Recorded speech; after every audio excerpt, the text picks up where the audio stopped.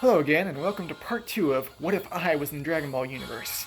It's been about 8 months since the first video. I had to watch it to make sure it matched my script. I have to say God bless everyone that did, because I'm a stuttering mess and that video was hard for me to watch. And you'll probably see more stuttering from the time to come. Special thanks to Baby Yoda, a subscriber that encouraged me to do a second part of the series.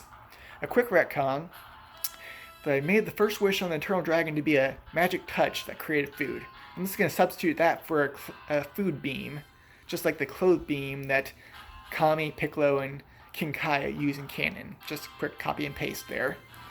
Now, last time on the What If, the Red Ribbon Army was defeated by Goku, and the dragon was used to wish back everyone that was killed in their pursuit of the Dragon Balls.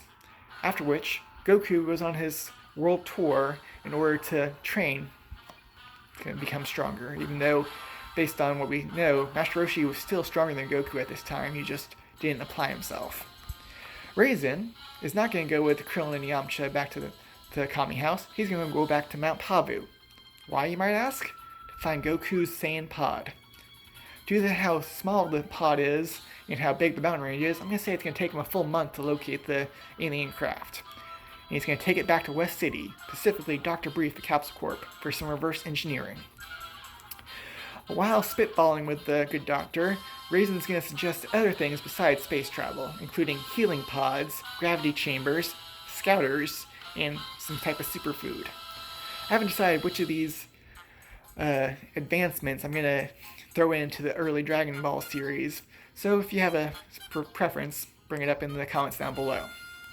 Now, Rayzen is going to try to get a job with Dr. Brief as an assistant. And Dr. Brief's being an eccentric genius, he'll probably accept him, giving Rayzen a source of income, because everyone needs money. And while he's hanging out at the Capsule Corp, he's probably going to join one of the local dojos. Not Hercule's dojo, because that apparently is a crappy dojo, but someone that can teach him martial arts, because despite becoming much stronger under Master Roshi's teachings, he didn't actually learn martial arts, because I don't know martial arts, so Rayzen doesn't know martial arts until he studies in this year. Why a year? For the Dragon Balls, of course. They reactivate, and using the Dragon Radar, Rayzen goes on an adventure to go collect them.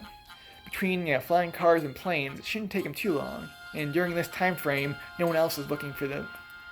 Of course, Goku still has the 4-star Dragon Ball, allowing the two to have a reunion, talking about what they've done over the past year, and probably having a quick sparring match, which Goku, of course, will win. Now, time for Rayzen's wish. Non-mutative adaptive regeneration. Basically, what doesn't kill you makes you stronger. This can be seen in DC Comics' Doomsday or Crawler from the web series Worms. And both these characters are very inhuman, because the human physiology is very inefficient. Although I'm not particularly vain, I still want to look human, so that's why I put that non-mutant phrase in the wish. So this crawler power, which I'm going to call from now on, is basically half strength Namekian regeneration and half strength Zenkai boost. Because although Saiyans are OP in many ways, they are a warrior race and it affects their mind. And I kind of like to be me. I don't want to have this kind of insanity where I always want to fight. So, no Saiyan, no Zenkai boost, but I will get crawler boosts. After parting way with Goku, Rayzen is going to go to the Corn's Tower, where he will train there with the talking cat.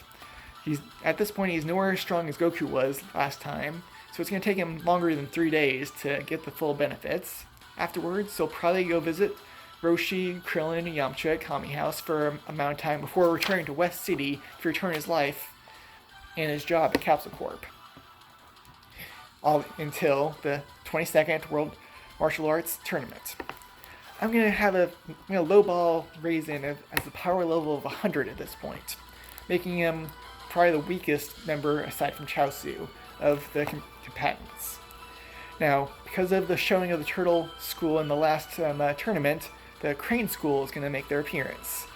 Of course, Rayzen, being in his 30s, as I am, doesn't really care about the taunting, and thus is not part of the rivalry. During the preliminary rounds, he gets paired off against with Pamput, who, although a decent fighter, is nowhere a match, and after a little effort, Rayzen wins. And due to not being part of the rivalry, Chaozu just throws him into the match, which ends up being match 4, which is against Goku. Goku, of course, is going to easily win, but Rayzen's going to give it his all, because one, it's a good learning experience for martial arts, and the crawler boost he's going to get after he loses. Being out of the tournament, the rest of the tournament goes the same, with Goku and Tien fighting in the finales, with Tien being victorious. Having something of a heel face, they are having their dinner together in celebration of everyone's accomplishments during the tournament, when Goku remembers he doesn't have his power pole. Before Krillin can volunteer to go retrieve it for Goku, Rayzen does instead. And that is where we're going to leave part 2 of the series.